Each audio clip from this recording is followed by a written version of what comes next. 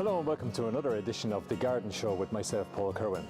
Today I'm coming to you from the beautiful Westport Garden Centre in County Mayo, and it's a lovely sunny bright day outside. It's the perfect day for getting around the garden and having a look to see are there any areas or pots or containers that you could do some planting in. Now, rather than using your summer bedding plants for planting in pots, you can actually use herbs or indeed alpines, and it's actually alpines that I want to talk to you about today and show you how you can do a really quick plant container using some alpines, which are available in all the Homeland garden centres right now. When choosing pots, it's important that the pot is small enough that you can carry it, but big enough that it can sustain the plants for long periods of time. I like to choose pots that have some kind of pattern in it, and even though this particular pot is round, I try and, in my mind, choose a front and a back, and the reason I do that is because I want to display the plants in a particular way, and it's nice to be able to turn the pot or position the pot so that its best side, if you like, if a round pot can have a best side, its best side is facing out or facing towards you, the viewer. So pick your pot, and because alpines are, as the name suggests, an alpine plant, they don't like wet soils, they like free draining soils.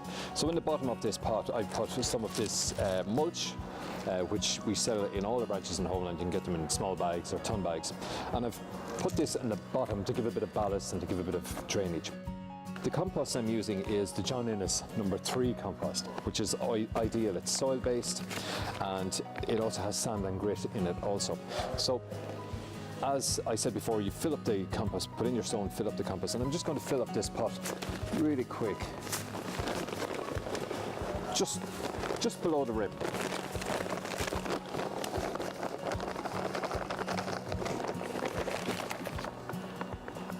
And you can see this compost is really good for alpines because it's almost sandy. There's that much sand and grit in it. It is soil based, but it is a perfect growing medium for alpines. And the reason I fill it just below the rim is because I'm going to be taking some of this compost out in order to put plants in. And when you water the plants, you don't want the water just to be overflowing the rim of the pot. The first thing we need to think about is our centerpiece. Now, for the centerpiece, it's going to be the tallest plant. In this case, I'm using the Arabis. Beautiful tall plant, nice strong foliage, and it'll set off the rest of the plants really nicely. So gently squeeze the plant from the pot.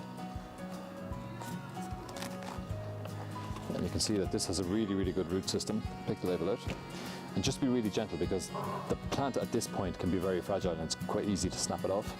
And just create a nice big hole, no deeper than the hole was in the pot itself. And just squeeze it down into the pot. And then you can just brush the excess compost around. So that's our centerpiece. So everything else will revolve around this particular plant. Now from the front, I'd like to have things trailing down, so I'm going to use this Arbrecia.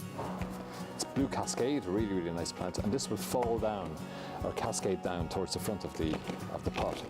So again, be gentle with it, and just sit it nicely so that it's going to fall down towards the front of the pot. Next, 2 side pieces. So the 2 side pieces, I'm going to use 2 different types of saxifrage. This is white pixie, and this one is pixie rose.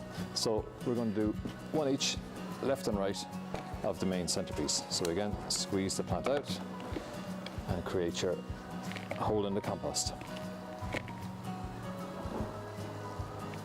Now these plants will fill out the gaps, will fill out the spaces. So when you first plant up a container, a common problem with planting containers is that people tend to squeeze too many items into the pot.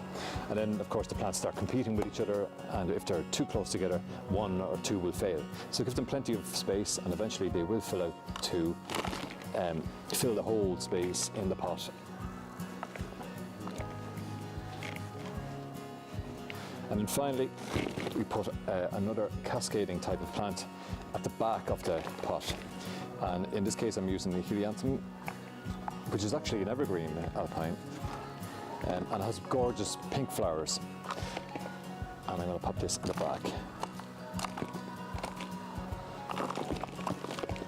Now you can use exactly the same method when you're planting herbs. So if you're doing herbs like freely drained soil and like plenty of drainage. So again, you could, with a herb pot, you could use plenty of ballast and drainage in the bottom, fill up your compost, and then use exactly the same method in planting for the herbs. So that's our pot. To set it off, I want to put some stone around the plants, which will help it aesthetically and also help the drainage.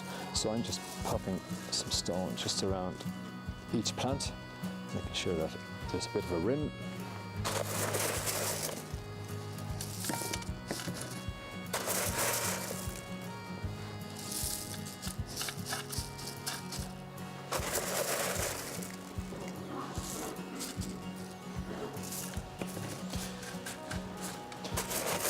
And you can use whatever type of stone you wish to go with the colour of the pot you're using, the colour of maybe the house, and even to act as a contrasting colour with the flowers and the plants.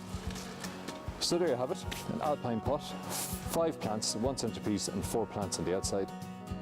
If you have any questions on what I've done today, you can pop onto our Facebook page and ask us some questions there. I will get straight back to you.